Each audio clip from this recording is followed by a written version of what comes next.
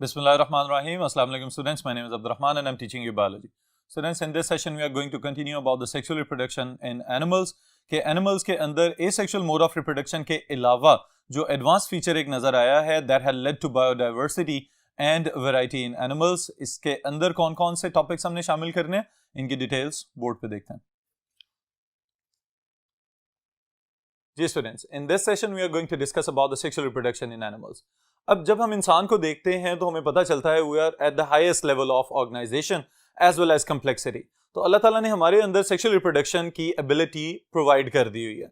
लेकिन स्टूडेंट्स इसके साथ ही साथ जब हम ये देखें कि जब हम एवोल्यूशन की बात करते हैं तो हमें पता चलता है कि इंसानों से पहले प्रोकैरियोटिक लाइफ से लेके और वर्टिब्रेट्स तक जो एवोल्यूशनरी प्रोसीजर्स हैं, the asexual type of reproduction was the primitive mode of reproduction. लेकिन सेक्सुअल रिप्रोडक्शन के आते ही बहुत ज्यादा डाइवर्सिटी और बहुत ज्यादा वैरायटी में इजाफा होता हुआ नजर आ रहा है. अब ये जो डाइवर्सिटी बढ़ रही है इसके पीछे बुनियादी तौर पे दो फैक्टर्स हैं. एक तो सेक्सुअल रिप्रोडक्शन में होने वाली क्रॉसिंग ओवर और दूसरी चीज जिसे हम कहते हैं जेनेटिक रिकम्बिनेशन, के हर मर्तबा गमीटोजेनेसिस यानी कि गमीट फॉर्मेशन के अमल के दौरान जो मियोसिस हो रही है उस मियोसिस के अंदर every time the homologous chromosomes they switch there genes between themselves. All right, तो इसको हम कहेंगे कि this is crossing over, also known as the genetic recombination. इसकी वजह से ये different products पैदा होते हुए नजर आ रहे हैं. फिर इसके अलावा जो important चीजें हमने यहाँ पे शामिल करनी है इस टॉपिक के अंदर, one of them is the gametogenesis itself, यानी how the sexual reproduction is dependent on the gamete formation. तो इसके लिहाज से भी अगर हम समझना चाहें तो हमें पता चलता है कि पुराने जानदारों के अंदर एक ही तरह के गमीट्स प्रोड्यूस किए जाते थे. What are gametes? अब इस चीज को भी अंडरस्टैंड कर लें students. All the higher living organisms, specially animals की अगर हम बात कर रहे हैं यहाँ पे, तो दे आर डिप्लॉयड. ऑलराइट, अब अगर डिप्लॉयड इंडिविजुअल्स हैं या बॉडीज हैं और इन्हीं का क्रोमोसोम नंबर अगर रिटेन करके रखना है तो अल्लाह ताला ने ये सलाहियत दे दी हुई है कि every time they will produce gametes and the gametes will have half the number of chromosomes. इनके अंदर क्रोमोसोम्स की तादाद रिड्यूस हो जाती है, आधे तक चली जाती है और फिर उसके बाद डिफरेंट पेरेंट्स से गमीट्स आके कंबाइन करते हैं और उस फ्यूजन या फर्टिलाइजेशन की वजह से the total number of chromosome is restored. Alright, तो ये वाली एक इंपॉर्टेंट प्रॉपर्टी जो हमें नजर आ रही है, इसके पीछे सिग्निफिकेंस किस चीज की है? गमीटोजेनेसिस की. अब अगर तो एक ही तरह के गमीट्स किसी जानदार में पैदा हो रहे हैं तो उसको हम कहेंगे इट इज आइसोगेमस और आइसोगमीट प्रोड्यूसिंग ऑर्गेनिज्म. ऑलराइट, और अगर कोई जानदार हमें इस तरह का नजर आता है कि जिसमें एक से ज्यादा मुख्तलिफ मॉर्फोलॉजी वाले गमीट्स पैदा हो रहे हैं तो उसको हम कहेंगे इट इज हेट्रोगेमिटिक और हेट्रोगैमस. ऑलराइट स्टूडेंट्स, तो ये टर्म्स समझने से ताल्लुक रखती हैं. स्पेशली अगर हम ह्यूमंस की बात करें तो यू बेटर अंडरस्टैंड कि हमारे पास sperms, the male gametes, they are entirely different morphologically as compared to the female gamete. फिर इसके साथ ही साथ जब हम और डेप्थ में देखते हैं तो हमें पता चलता है the male gametes are mostly motile gametes, हरकत करके जाना टुवर्ड्स द फीमेल गमीट ये मेल गमीट्स के हिस्से में आया हुआ है थ्रू द एवोल्यूशनरी प्रोसेसेस. लेकिन female gametes they are always sessile, they do not move from one place to another in search of the male gametes. Alright students, तो this is about the gametogenesis. फिर इसके बाद जो next point हमने discuss करना है it is the differentiation of sexes, यानी कि मुख्तलिफ जेंडर्स का मौजूद होना मुख्तलिफ जानदारों के अंदर. तो यहां पे भी ये बात समझने से ताल्लुक रखती है कि अगर हम लोअर ऑर्गेनिजम्स या लेस डेवलप्ड ऑर्गेनिजम्स की बात करते हैं तो वहां पे हमें hermaphroditic कंडीशन नजर आती है कि some of the organisms they have male as well as the female reproductive structures present within the same body.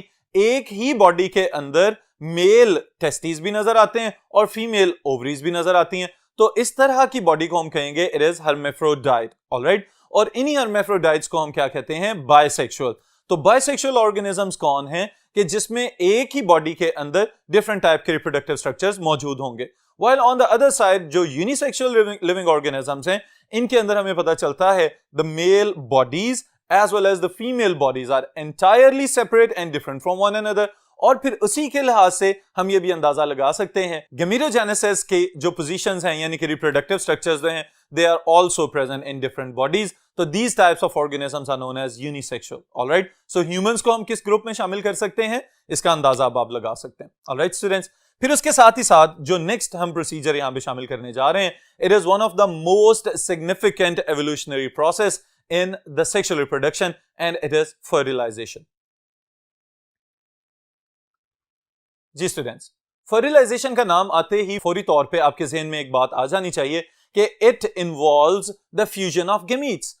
अगर गेमीट्स एक ही पेरेंटल बॉडी से प्रोड्यूस हो रहे हैं या डिफरेंट पेरेंटल बॉडी से प्रोड्यूस होके आ रहे हैं, until or unless they will fuse with one another, they will combine, तो तब जाके हमें पता चलेगा कि ये जो फ्यूजन वाला अमल है, this is known as fertilisation.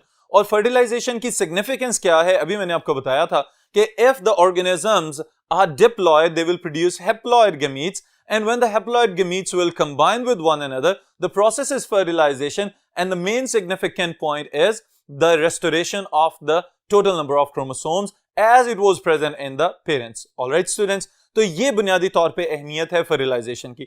लेकिन जब हम मैकेनिज्म पे गौर करते हैं तो हमें पता चलता है कि अमंग द डाइवर्सिटी, जितनी इकसाम के जानदार मौजूद हैं हमारे इर्द गिर्द, पानी के अंदर रहने वाले या खुश्की पे रहने वाले या ज़ेरे ज़मीन रहने वाले, इन तमाम तरह के जानदारों में दो बेसिक टाइप्स की फर्टिलाइजेशंस पॉसिबल हैं। The first one is known as external fertilisation, यानी इस तरह की फर्टिलाइजेशन जिसमें गमीट्स पेरेंटल बॉडी से बाहर चले जाएंगे और एक्सटर्नल एनवायरनमेंट में जाके वो आपस में कंबाइन होंगे, और इस तरह के कॉम्बिनेशन को जो बॉडी से बाहर हो रहा है उसको हम कहेंगे दिस इज एक्सटर्नल फर्टिलाइजेशन। लेकिन यहां पे एक बात आपके ज़हन में फौरन आ जानी चाहिए कि अगर गमीट्स बॉडी से बाहर जा रहे हैं तो यहां पे इनको सस्टेन करने के लिए, इनको जिंदा रखने के लिए कोई स्टेबल एनवायरनमेंट चाहिए। तो वो जो स्टेबल या कांस्टेंट या नियरली कांस्टेंट एनवायरनमेंट है, it is available in the aquatic surroundings और प्रेमिसेस। तो पानी के अंदर जो जानदार रह रहे हैं या वो जानदार जो रिप्रोडक्शन के लिए पानी पे डिपेंडेंट हैं, उनके अंदर एक्सटर्नल फर्टिलाइजेशन एक्सपेक्ट की जा सकती है। फॉर एग्जांपल रेनी सीजन्स के अंदर हम देखते हैं कि बरसात में बहुत सारे मेंढक हमें अपने इर्द गिर्द घूमते फिरते नजर आते हैं, तो इनकी मिसाल हम एक्सटर्नल फर्टिलाइजेशन के लिए ले सकते हैं।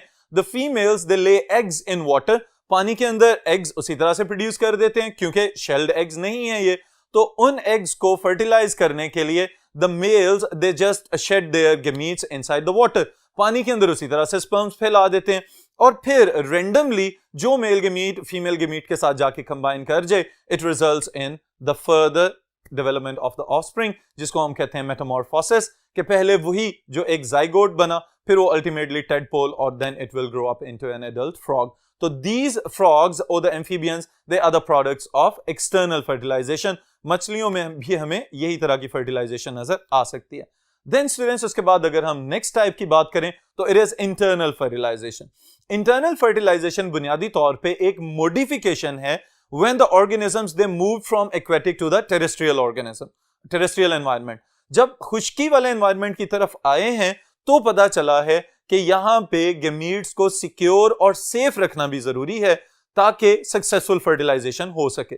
तो उसके लिए अल्लाह ताला ने ये एडेप्टेशन दे दी है कि in different terrestrial groups of animals they have different genitals, जिन्हें हम जेनिटल ऑर्गन्स भी कह सकते हैं या एक्सटर्नल जेनिटलिया भी कहा जाता है, ताकि ये वो वाले ऑर्गन्स कहलाएंगे जिनका मकसद क्या है कि safe transfer of gametes from one parent to the other partner. तो बुनियादी तौर पे ये जो लॉजिंग इन वाला मैकेनिज्म है कि to drop the gametes, specially the male gametes within the female reproductive tract, उसके लिए एक्सटर्नल जेनिटल्स जो हैं these are in support. Alright, और इस तरह की रिप्रोडक्शन या इस तरह की फर्टिलाइजेशन जिसमें हमें मेल गमीट और फीमेल गमीट को बॉडी के अंदर जाके कंबाइन करवाने के लिए फैसिलिटेट करना पड़े, this is known as internal fertilisation. Alright students, फिर फर्टिलाइजेशन के बाद जो अल्टीमेट हैचिंग आउट या बर्थ मैकेनिज्म्स हैं, उसके लिहाज से हमने एनिमल्स को तीन बड़े ग्रुप्स में डिवाइड किया हुआ है। The first one are oviparous animals.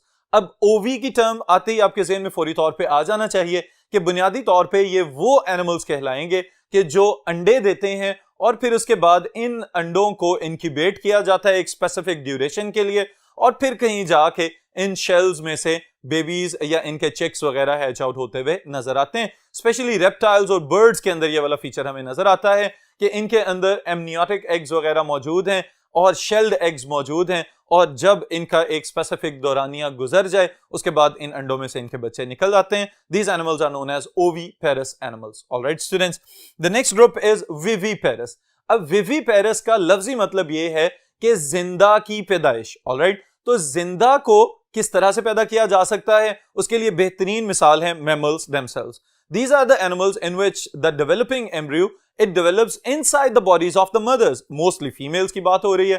तो अगर मदर्स की बॉडी के अंदर यूट्रस में ये डेवलप हो रहे हैं तो वहां पे इनको किस चीज के जरिए नरिश किया जाता है, थ्रू प्लेसेंटा, वहीं से एक्सचेंज ऑफ मटेरियल्स और वेस्ट प्रोडक्ट्स वगैरह चलता रहता है और मदर्स जो हैं वो नरिश करती हैं एक स्पेसिफिक ड्यूरेशन के लिए and then they are delivered और hatched out from the bodies of the mothers. तो इस तरह का जो ग्रुप है एनिमल्स का जो डायरेक्टली बच्चे पैदा कर रहे हैं उनको हम कहेंगे these are the viviparous animals. Then is the last group and kind of strange group जिनको हम कहते हैं ओवोविविपेरस ग्रुप ऑफ एनिमल्स। इसी तरह इसको ओवोवाइविपेरस भी कहा जाता है कुछ जगहों पे। तो ये जो ओवोविविपेरस ग्रुप ऑफ एनिमल्स है स्टूडेंट्स, अब it is a combination of the previous to conditions. ओवो यानी यहां पे एग होगा एंड देन विवी, और जब बच्चे पैदा होंगे तो वो बिल्कुल लाइव या जिंदा कंडीशन में होंगे। इसका मतलब ये है कि ये ऑर्गेनिजम्स अंडे देते हैं इनसाइड द बॉडी, उसी के अंदर डेवलपमेंट स्टार्ट हो जाती है, फिर डेवलपमेंट एक सर्टेन रेंज तक पहुंचती है और उसके बाद फिर इन बच्चों को डायरेक्टली बॉडी से बाहर हैच आउट कर दिया जाता है। इस कंडीशन को हम कहते हैं this is ovoviviparity and the group of animals is known as ovoviviparous animals. This group it can be represented best by the duckbill platypus. इसके अंदर हम बेहतरीन अंदाज में ओवोविविपेरिटी ऑब्जर्व कर सकते हैं। फिर स्टूडेंट्स इन सब चीजों से जो भी हमने ऑब्जर्व की हैं, अगर हम एक जगह पे समराइज करना चाहें कि whether asexual reproduction is beneficial or the sexual reproduction is beneficial, तो आपको अंदाजा हो जाएगा कि asexual reproduction में रैपिड प्रोपेगेशन तो नजर आती है, आबादी बहुत तेजी से फैलती है, लेकिन उसके बावजूद जो आइडेंटिकल जेनेटिक मेकअप इनहेरिट हो रहा है, अगर खुदा ना खास्ता कोई भी वबाई मर्ज या कोई भी और बीमारी फैल जाए तो उसकी वजह से सारी पॉपुलेशन लपेट में आ जाएगी। ऑन द अदर साइड जब हम सेक्सुअल रिप्रोडक्शन की बात करते हैं तो हम ये भी कहेंगे कि due to the sexual genetic recombination the organisms have developed diversity and variety, जिसमें अल्टीमेटली ऑर्गेनिज्म इवॉल्व होता चला जाता है from less resistant to more resistant that results in survival of the fittest. तो ये वाली सारी की सारी चीजें बुनियादी तौर पे क्रेडिट दे रही हैं सेक्सुअल रिप्रोडक्शन को। इस सेशन के लिए इतना ही, फिर इंशाल्लाह ताला नेक्स्ट सेशन में नेक्स्ट टॉपिक के साथ मुलाकात होगी।